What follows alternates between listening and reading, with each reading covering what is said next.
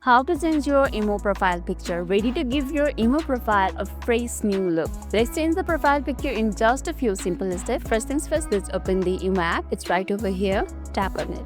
Once you're inside it, look at your top left corner of the screen. Here you can see your profile picture. Simply tap on it, and that will take you to your profile page. Next, at the very top of this page, you will see your name and your picture again. Tap on that. This brings up your full profile view. You should see a button that says edit in the bottom. It's right over here. Let's tap on it. And there you will see an option called avatar. Give that a tap. And you can see your profile picture right over here.